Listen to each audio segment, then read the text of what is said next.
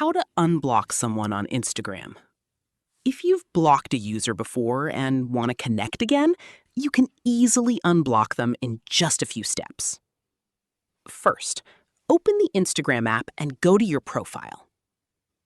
Tap the three-line menu icon in the top right corner. Scroll down and select Blocked Accounts. Here, you'll see a full list of all the users you've blocked on Instagram. Find the person you want to unblock and tap the Unblock button next to their username. Confirm by tapping Unblock again. Once you do that, the person will be removed from your blocked list, and they will be able to search for your profile, follow you, and interact with your posts again, depending on your privacy settings. And that's how you can unblock someone on Instagram in just a few seconds.